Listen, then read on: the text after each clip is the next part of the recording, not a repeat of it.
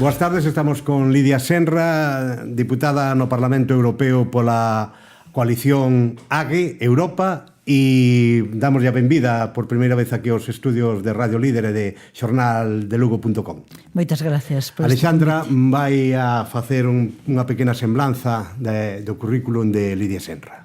Lidia Senra Rodríguez, nada na Pobra do Brollón, é unha destacada sindicalista do agro galego. Foi membro da executiva da Coordinadora Labrega Europea durante 4 anos. Comezou a colaborar cos comités de axuda á loita labrega a mediados dos anos 70. No ano 1989 accede á Secretaría Xeral do Sindicato Labrego Galego durante o transcurso do terceiro congreso. Lidia Senra participou en diversos encontros internacionais representando a Vía Campesina, movemento labrego mundial que agrupa organizacións de América, Asia, África e Europa. Ademais, interviu activamente nos 3 foros sociais europeos celebrados en Florencia, París e Londres. No 2014 presentouse como candidata a deputada ás eleccións europeas do 25 de maio por Alternativa Galega de Esquerdas en Europa, a Esquerda Plural, e foi elexida deputada. Ben, que sentiu cando lle cortaron por falar en galego aquela primeira vez no Parlamento Europeo? Bueno, pois un pouco a situación de falta de recoñecemento dun dereito básico dun pobo como é o podernos expresar na nosa propia lingua, non? Entón, pois eso, que é unha situación que ten que avanzar e que temos que ter o dereito como pobo a expresarnos na nosa lingua alá onde esteamos. Sería posible que os tradutores do portugués puideran traducir ao galego ou non hai posibilidade do punto de vista xa non técnico, sino de organización do Parlamento? Está organizado con... hai momentos en que hai 24 cabinas funcionando, non? Entón o problema non é os tradutores de portugués ou os tradutores incluso de español. Das 2 cabinas falaron comigo, non? O problema pois é polo menos o técnico, porque hai problema político evidentemente, claro. Pero o problema técnico o que transmiten é que unha cabina de calquera outra lingua con unha persona formada nun portugués en Lisboa ou nun portugués, digamos, oficial, pois que non é capaz de facer correctamente a traducción desde o galego, non? Desde da expresión que eu teño, non? Entonces, o problema técnico en principio parece ser que é ese. Contenos un pouquiño como se desenvolve o seu traballo cando non está no Parlamento Europeo, o sea, digamos o que é o traballo de campo para logo chegar ao Parlamento, cas propostas, todo isto. Pretendemos desde a Alternativa Galega de Esquerda en Europa e tamén foi o compromiso na campaña electoral o de intentar que o Parlamento Europeo sea un pouco a caixa de resonancia das problemáticas que os distintos colectivos están traballando aquí no país, non? Entón, pois, nese contexto o que intentamos facer é contactar, coñecer cal é a realidade, que é o que está pasando, cales son as preocupacións do noso pobo e a partir dai, pois, dentro das competencias que pode ter as políticas europeas, intentar que eso chegue ao Parlamento. Eso por un lado, non? Por outro lado, tamén intentamos, pois, que os colectivos podan visitar o Parlamento Europeo e incluso facilitar moitas veces encontros entre eles mismos para a partir de aí intentar crear rede, que se coñezan e que podan seguir colaborando, como foi, por exemplo, a idea que se organizaron no Parlamento Europeo as xornadas sobre o acaparamento de terras en Galicia, non? E dar visibilidade, pois, por exemplo, ás zonas de montaña, como foi as xornadas que fixemos moi recientemente aquí en Becerreá, que a pesar da importancia, da gran importancia que teñen as montañas para o conxunto da ciudadanía, non socialmente creo que non o temos asumido, e moito menos dende as institucións, non? Se o medio rural está abandonado, a montaña é a gran abandonada, e hai que decir 2 cousas con respecto, solo 2, moitas máis hai, pero solo 2 que nos dan unha idea da importancia que ten a montaña para a sociedade. A nivel mundial, a mitade da poboación depende das montañas para ter auga, auga para a vida. E a segunda é a gran biodiversidade que se garda nas montañas e que se non as coidamos, se non permitimos que haxa labregos e labregas vivindo na montaña, exercendo a actividade agraria e que os povos de montaña se podan desenvolver e a partir desa actividade económica xenerar outras dinámicas, non, outros postos de traballo, pois dificilmente como humanidade e como sociedade poderemos sobrevivir polo menos nunhas condicións de vida dignas e saudáveis.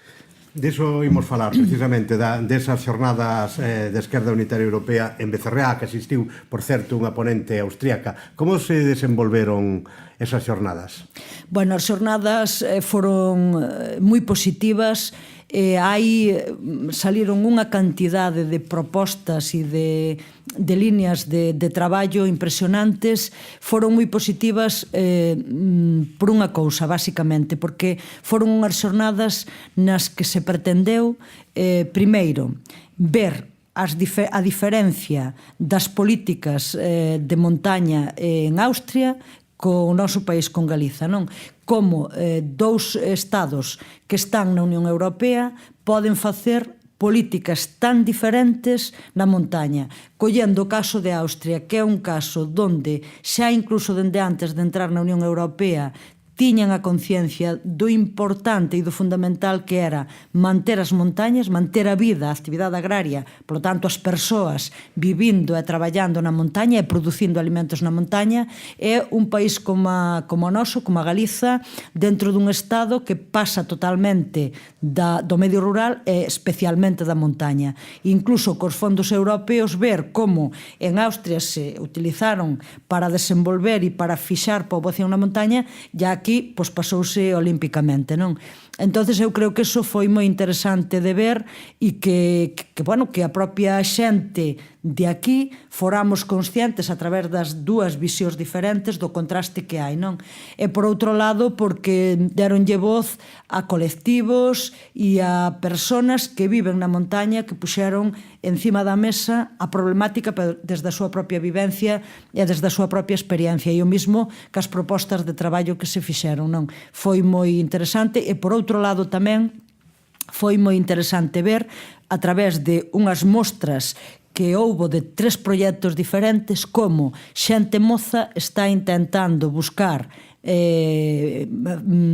o seu medio de vida, crear o seu propio autoemprego e emprego na montaña con proxectos concretos que son experiencias, eu chámolle de resistencia, porque a pesar de todo están loitando por sobrevivir aí e por demostrar que se hai vontade política, hai persoas que teñen gana de estar e que incluso intentan facerlle frente ás adversidades yo desdeixe das administracións, yo abandono das administracións, non? O sea que poderíamos estar na antesá de que nun futuro, ahora mesmo, bueno, pues toda a zona oriental da provincia de Lugo, sobre todo, que era a que máis poboada estaba con Cervantes e con Caurel, que podría haber unha volta a xente nova xente moza que poda recuperar, por exemplo, aldeas. En que ámbito estaríamos falando? No agrario ou máis no turismo rural? Bueno, nós partimos, nas xornadas quedou claro que se non hai actividade agraria, se non hai persoas traballando a terra e producindo alimentos na montaña, ningún outro proxecto a partir de aí vai ter vida. Un turista para ir á montaña, e iso tamén o decía moi claro en Austria, o turismo mantense porque hai labregos e labregas na actividade, porque a xente que vai á montaña non quere ver unha montaña morta, non quere ver simplemente un paisaxe, porque o paisaxe tamén se mantén na medida en que as persoas están integradas nel e forman parte del e teñen a súa vida ali, non? Entonces eu creo que o punto de partida ten que ser que hai que ter actividade agraria, manter a actividade agraria e gandeira na montaña. Se non hai iso, a montaña abandona, desaparece, non? E outra cuestión moi importante que saliu tamén é que é importante atacar as bases do patriarcado para que as mulleres se queden tamén nas zonas de montaña. porque se non somos capaces de avanzar nese sentido, e se as mulleres marchan da montaña porque encontran máis independencia, encontran a súa, digamos, a súa independencia económica e que lle permite ter tamén unha vida propia, pois vai ser moi difícil, non? E se as mulleres non se quedan na montaña, evidentemente non hai futuro, non?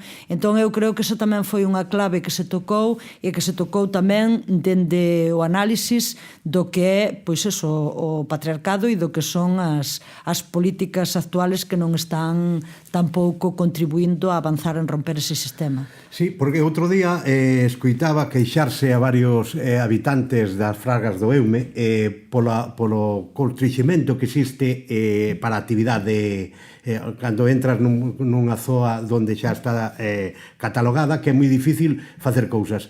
Hai demasiado encorsetamento nas zonas cando as declaran de reserva da biosfera ou cando as declaran parques naturais, etc. Bueno, eu creo que as figuras de protección teñen efectivamente unhas limitacións, pero si creemos que é necesario conservar esas zonas, non? Pero tamén, da mesma maneira, decimos que esas limitacións que veñen ao mellor pola vía de non poder facer determinadas actividades, hai que compensalas económicamente. A sociedade ten que compensar esas limitacións que podes ter na actividade con outra, é dicir, compensalas para que a xente poda vivir na montaña, e incluso pois axudar a desenvolver outras actividades que son posibles dentro desas figuras de limitación. E logo tamén hai que decir, e eu creo que as persoas que se ven afectadas así o viven e así o teñen, porque é así, que hai moitas veces moitas restriccións para unha actividade determinada que ao mellor non é tan impactante, e sin embargo non hai problema ningún en, pois ao mellor montar unha canteira en Rede Natura ou montar outras actividades que si son tremendamente impactantes co medio. E logo, por exemplo, en canto á actividade agraria, pois podería ser gandeira, non? Actividade de produción de alimentos, nesas zonas podería haber un apoio forte e decidido para a agricultura ecolóxica, e tamén un apoio forte e decidido para promover eses produtos e para facer toda un punto de partida diferente, e que ao mellor as limitacións que veñen por un lado poderían convertirse en ventaxas polo outro. O problema é que isto, se non hai políticas de apoio decididas, é imposible facelo a nivel individual. Igual que é imposible conseguir, por eso antes decía que eran proxectos de resistencia, conseguir que a montaña volva a ter actividade, volva a ter poboación, fixar poboación na montaña, se non hai políticas decididas, porque o outro pois son proxectos de resistencia que están moi ben e que demostran que é posible se hai vontade política. Porque aquí, como diríamos, nada é por acaso, non? E se as cousas se desenvolven dunha maneira ou doutra, é porque estamos facendo políticas e estamos utilizando fondos públicos para facer políticas nun sentido ou no outro. Xa no eido sanitario, hai uns días vostede trasladou á Comisión Europea a problemática do ULA no referente aos servicios sanitarios que exixen os lucenses. Parece que polo momento é un asunto de difícil solución, non? Bueno, creo que a sanidade é un servicio público fundamental para un pobo. Neste sentido, ahora mismo estamos nunha batalla donde o capitalismo chegou xa a un punto donde nada importa, donde o único que importa é o negocio. Entonces, a problemática da sanidade ven, por un lado, polo interés en a empresa privada en facer negocio coa sanidade, e eso evidentemente vai vinculado a accións por parte das administracións no sentido de non avanzar nos servicios públicos. Eso por un lado. E por outro lado está vinculado tamén a cuestión da débeda pública.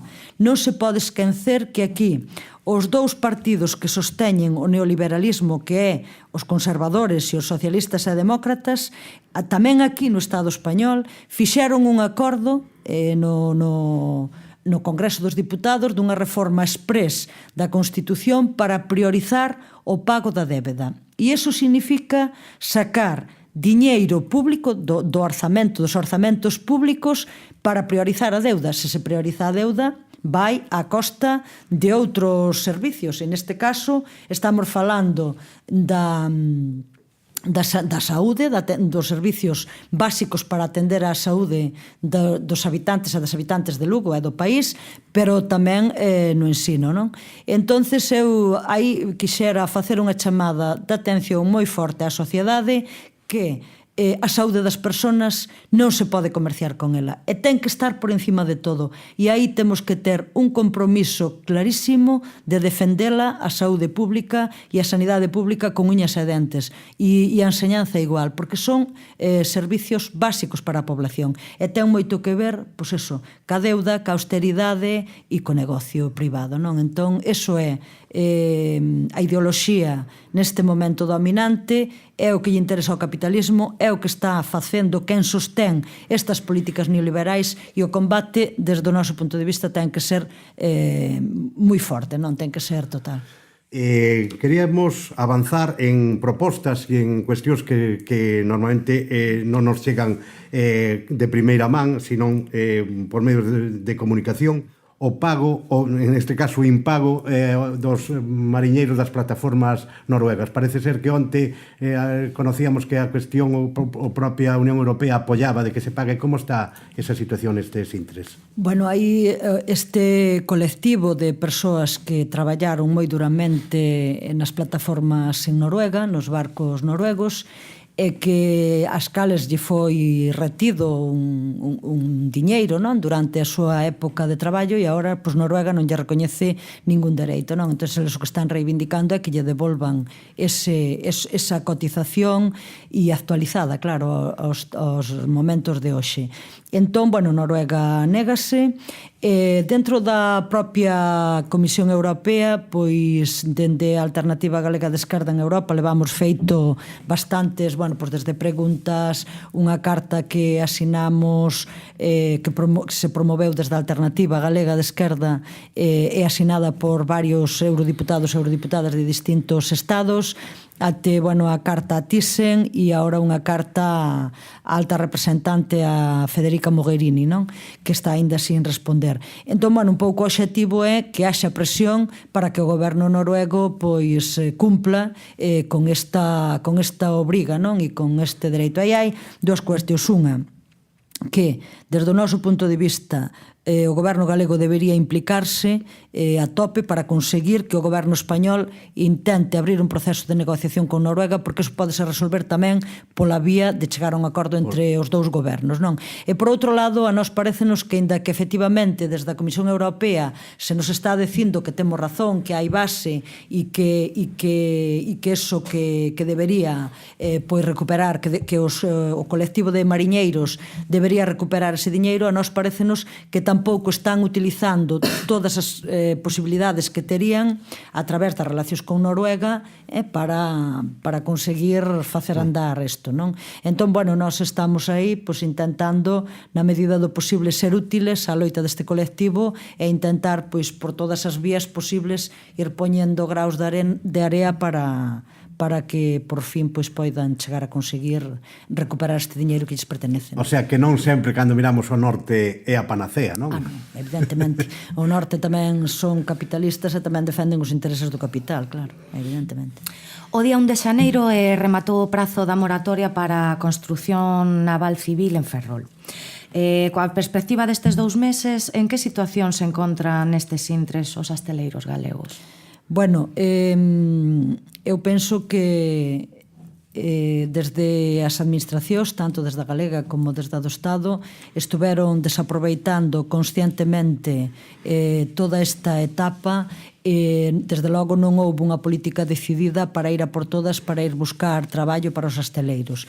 Que pode haber no trasfondo? Por no trasfondo de todo isto pode haber o desdeixe, porque aquí neste momento estás intentando convertir todo o público en privado. Así pasou recientemente con AENA, que era unha empresa que xeneraba beneficios, entón non se entende. Entonces aquí hai un intento de privatizarlo todo, de traspasar todo o que pode ser beneficioso para a sociedade, traspasalo á empresa privada. Entonces eu creo que a dinámica na que os gobernos están con respecto aos asteleiros públicos galegos pois vai no mesmo sentido.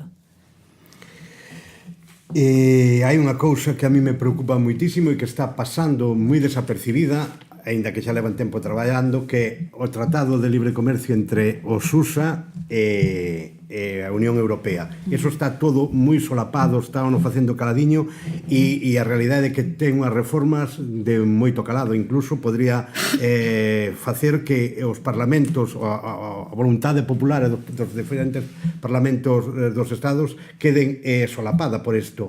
Que nos pode informar disso? Porque isto creo que é unha cousa de grande importancia para todos. Sí, sí, os tratados de libre comercio son moi importantes, hai multitude deles en circulación. Neste momento está en debate porque están negociando o Tratado de Libre Comercio, como ti ben decías, entre a Unión Europea e os Estados Unidos de América, non? Entón, este tratado ten, efectivamente, unhas cláusulas, unhas mecanismos de resolución dos conflitos que, bueno, pois pode acabar condicionando efectivamente a vontade popular e pode acabar, desde o noso punto de vista, é un traspaso da soberanía dos povos ao poder das multinacionais, as propias multinacionais, non? Entonces, desde este punto de vista é tremendamente perigoso, non? E ten, incluso, queren establecer, mellor dito, mecanismos que farían que, por exemplo, todo o que se avance na sanidade, na privatización, perdón, da sanidade ou da enseñanza ou de outros servicios, non? Todo o que se avance neso podería casi facerse irreversible, porque o que habería que indemnizar as empresas que se fagan con estes servicios públicos, pois sería, pois, ao mellor, a ruína, non? É dicir, están intentando avanzar en mecanismos que fagan irreversible, que calquera goberno de esquerda que veña detrás e queira revertir as cousas, por exemplo, nestes cuestións que son tan básicas, como decíamos antes, para calquera ciudadano ou ciudadana, que non poda facelo, non? Entón, nese sentido, creo que é tremendamente perigoso e que a ciudadanía debería haber un debate moi grande, social moi grande, para que todo o mundo foramos conscientes do que está en xogo con este tratado, porque vai máis alá incluso do que é o comercio. Pero xa no que é o comercio en sí tamén ten cuestións moi graves, porque, en primeiro lugar, non é normal, non é de recibo que nestes momentos, e en calquer momento, pero máxime, ahora mismo, todo o mundo é consciente de que o pico do petróleo se alcanzou, é dicir, que estamos, o pico de extracción de petróleo xa se tocou, non? Que estamos en descenso, donde tamén incluso o gas natural está a piques de chegar tamén ao seu pico, non? Ao seu teito. Entón, nese sentido, plantear unha política que o único que vai facer é despilfarrar enerxía movendo alimentos, que é unha cousa diaria, que se move cantidade de alimentación cada día, ou movendo outros produtos ao largo do mundo cando os podes conseguir nun radio cercano, non ten absolutamente sentido ningún. Segunda cuestión con respecto, xa non estou entrando en cuestións económicas, estou entrando en cuestións que preocupan ahora mismo no planeta, a cuestión enerxética. Segunda cuestión que é importantísima nesto, o cambio climático. Estáse dicindo, e os gobernos parece ser que están moi preocupados por a cuestión do cambio climático, por a crisis climática, por o quentamento global, como que iramos expresalo, e resulta que están promovendo unha cantidade de tráfico de alimentos e de outras mercancías, pero alimentos cada día que están, ese transporte está contribuindo á emisión de gases de efecto invernadeiro. Por outro lado, dentro do sistema agroalimentario, a parte do comercio, está a parte da produción, fomentar sistemas de produción industriais e tamén está contribuindo a emitir gases de efecto invernadoiro. Co cal, todo o que dicen de estar preocupados non o están levando á práctica. Os tratados de libre comercio son eso, é dicir, é incidir moito máis negativamente. E a nivel económico é un golpe para as pequenas e medianas explotacións agrarias.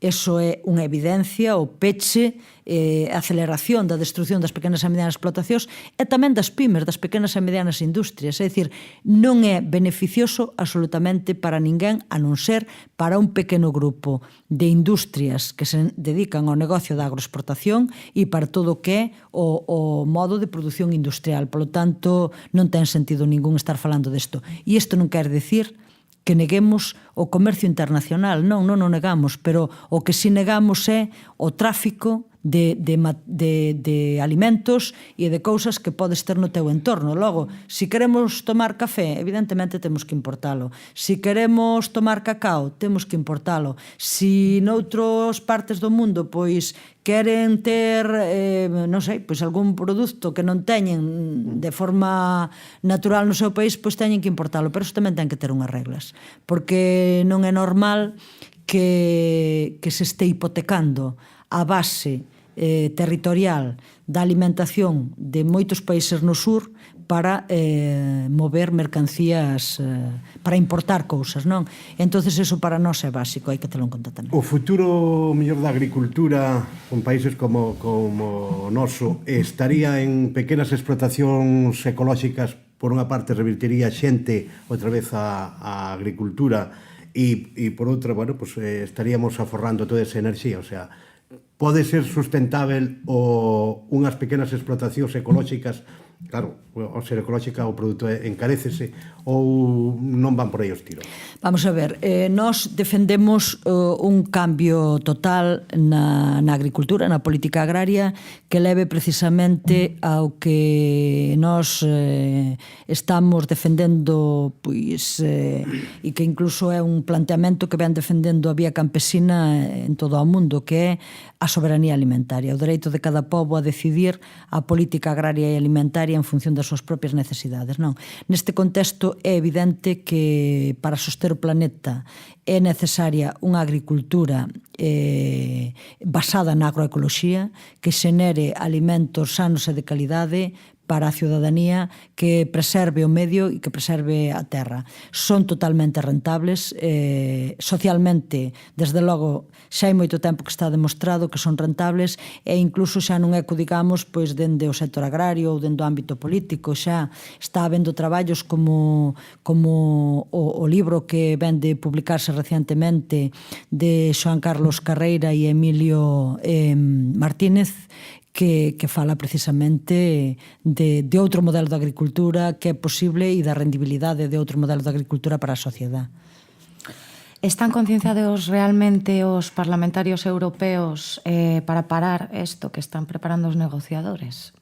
O Parlamento Europeo maioritariamente está presente a dereita e o eixo de socialistas e demócratas. Hai un acordo moi claro, igual ao estilo da gran coalición alemana, é un acordo que está funcionando para a constitución desta comisión e que está sustentado, lóxicamente, pola maioría do Parlamento. Entón, a conciencia de onde ven? A conciencia ven da loita e da presión do pobo, da ciudadanía, dos distintos colectivos que están loitando en distintos frentes. Entonces, bueno, nós os grupos políticos, como pode ser o grupo da Esquerda Unitaria Europea, Esquerda Verde Nórdica, na que eu me inscribín como parlamentaria europea, ou grupos como os Verdes ALE, pois non temos neste momento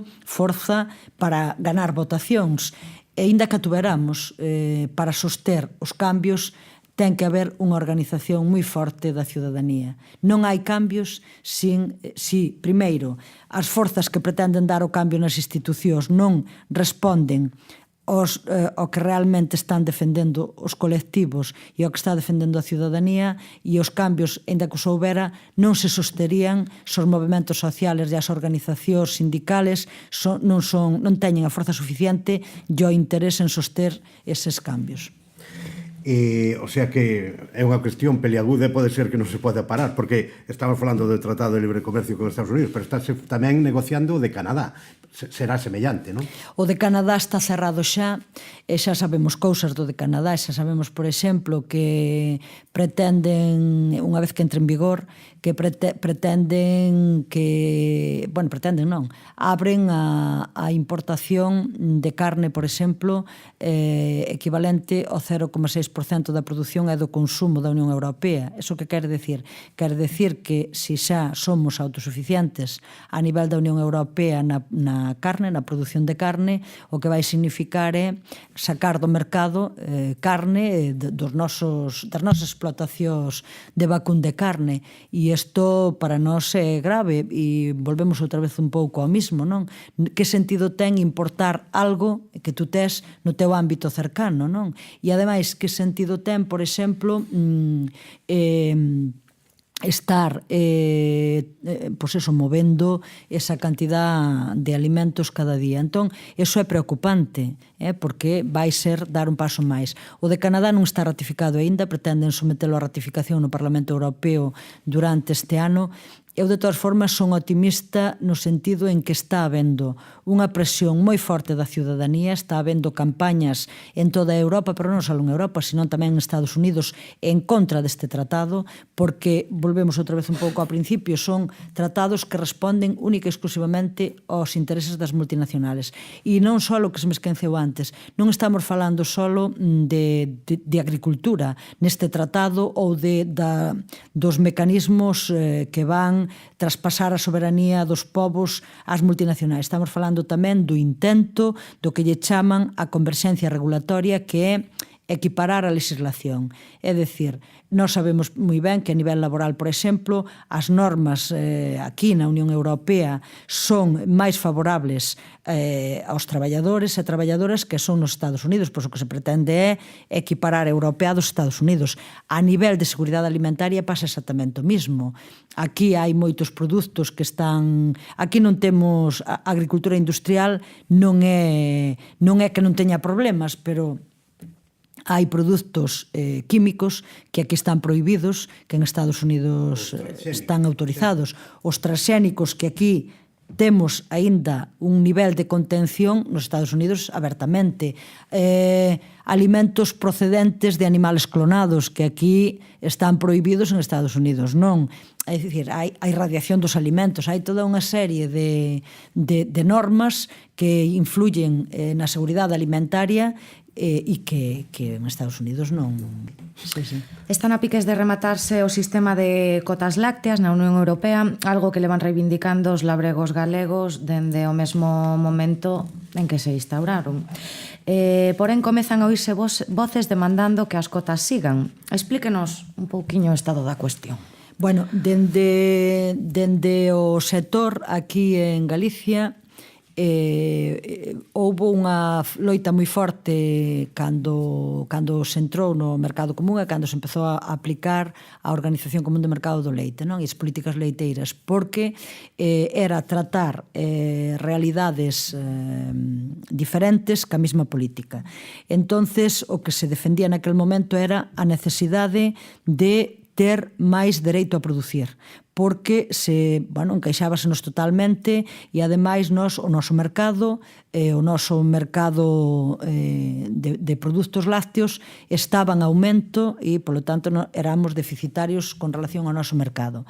Pero unha vez dito isto, tamén penso que sempre estuvo moi clara a necesidade de que houbera un control de produción a nivel europeo e que Europa non pudera producir indefinidamente por dúas razóns. Unha, que na medida en que eres excedentario e hai liberalización total da produción e dos mercados, o precio vai baixar, por tanto, vai arruinar a pequena e a mediana explotación familiar, e por outra, tamén moi importante, que non é de recibo estar importando soia e cereais de países do sur, de Estados Unidos e de medio mundo mundial, para producir uns excedentes, producir moi por encima do que é o consumo da Unión Europea e logo arruinar os mercados dos países do sur, non? Entonces, creo que son dúas componentes moi importantes, e outra componente importante é que esa importación de soia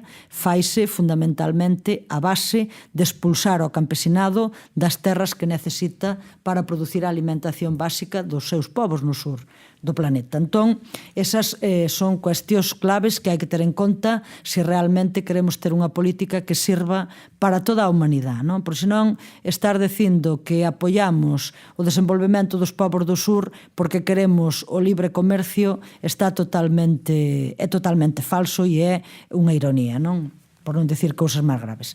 Bueno, entón, nese sentido, pois sí que seguimos defendendo que haxa o control da produción, e un dos instrumentos para controlar a produción é as cuotas, é dicir, a asignación dun dereito a producir a cada produtor e produtora na Unión Europea, pero que sí queremos tamén é que haxa reparto, porque non é tampouco normal, e iso xa se deu tamén aquí en Galicia, que houbo debido ás políticas agrarias, houbo unha desaparición de pequenas e medianas explotacións de produción de leite nas zonas do interior e foise concentrando máis cara ás zonas atlánticas, non? Eso tampouco é de recibo, é dicir, ten que haber produtores e produtoras de leite en todo o territorio, en todas aquelas zonas que teñen pasto e que teñen pois base territorial para producir ese leite, e ligado a eso ten que ir un precio que cubra os costes e o traballo de produción, porque senón dá igual que podas producir isto ao infinito, porque non vas poder producir isto ao infinito. E que lle parece o que saiu estes días atrás de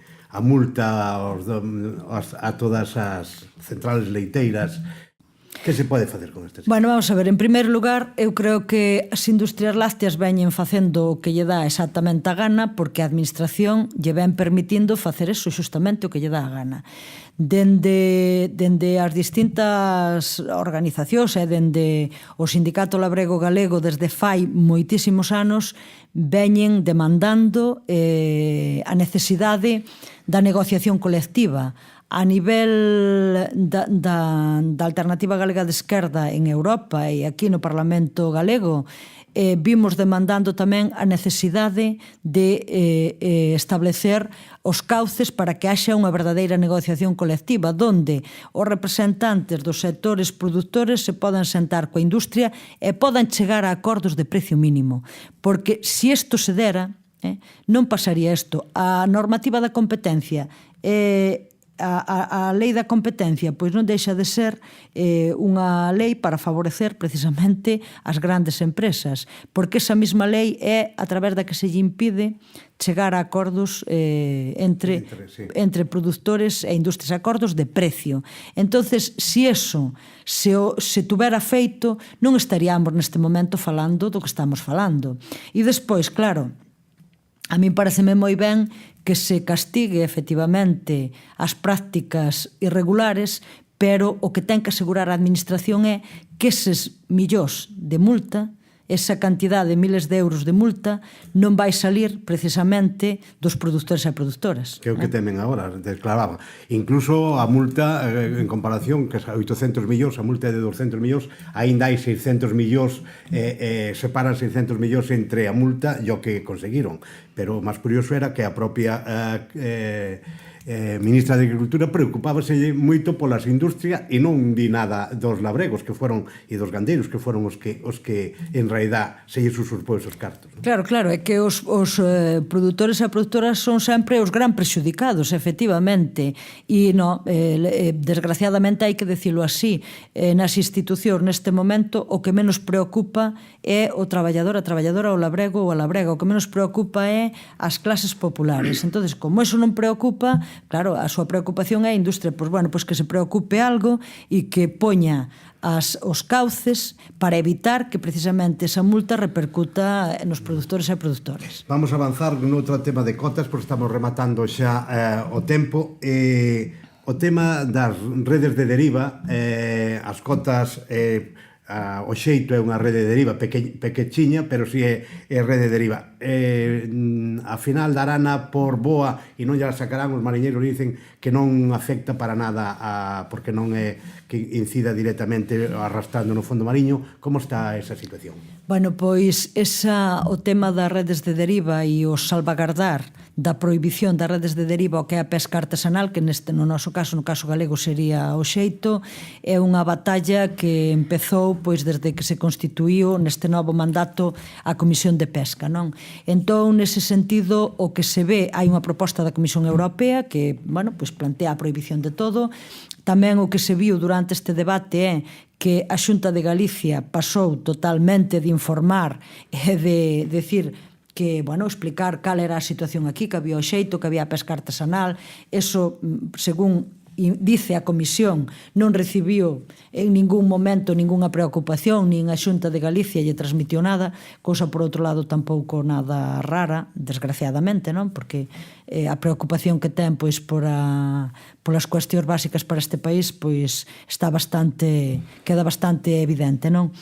Pero decir que foi un debate importante, como digo, desde que se constituíu a Comisión de Pesca, e que bueno, que ali en principio todas as forzas políticas presentes na Comisión de Pesca de Galicia, todas estamos de acordo en que a pesca artesanal ten que quedar excluída da prohibición das redes de deriva, e no Parlamento, no que é a Comisión de Pesca no Parlamento, hai bastante consenso, non? Mañá remata o prazo para facer enmendas. Nós temos, bueno, pois un pouco despois de falar con distintos personas, representantes do xeito, pois dos distintos colectivos do xeito, temos tamén preparadas enmendas que recollen estas preocupacións e, bueno, esperemos que a partir de aí a Comisión entre en razón e ganemos esa batalla, pero un pouco como sempre, esa batalla ganarase porque o sector se moviliza e o sector está aí. Con respecto ás cuotas, nós pensamos tamén que a pesca artesanal ten que quedar excluída da aplicación das cuotas de pesca. Esa é a primeira cuestión. E a segunda cuestión, creemos, e así o temos planteado, temos presentada tamén unha pregunta á Comisión Europea no sentido de que é necesario volver a abrir o debate para ver os criterios polos que se asignan as cuotas aos distintos Estados membros e despois, e iso xa é unha cuestión de aquí, dentro do propio Estado español hai que ver tamén o reparto, porque o reparto perxudica gravemente a pesca galega e volvemos outra vez un pouco ao do leite, é dicir, se nós temos unha presencia importantísima na pesca como tiñamos e temos unha presencia importantísima no leite, non é normal que a hora de repartir un dereito a producir ou un dereito a pescar, como é o caso das cuotas de pesca, digamos que o país dentro do Estado que ten unha gran capacidade quede tremendamente perxudicado. Eso non é normal. Entón aquí algo grave está pasando e despois tamén instar unha vez máis ao Goberno da Xunta a que agarre o touro polos cornos, porque xa está ben, xa está ben. Días atrás dirixiuse vostede á Comisión Europea para denunciar que as reformas legislativas do Código Penal que está levando a cabo o Goberno Central restrinxen dereitos fundamentais, segundo as súas palabras. A SEMADE, a través do rexistro desta pregunta, tamén pide contrastar coa Comisión a posibilidade de vulneración de distintos tratados internacionais por parte do Goberno español. A que tratados se está referindo neste caso? Bueno, pois, por exemplo, a Carta de Dereitos Fundamentais da Unión Europea recolle como un dereito dos traballadores e traballadoras o dereito á folga, a liberdade de expresión. Estamos nos referindo a todos estes dereitos que están recollidos tamén en tratados internacionales e que a propia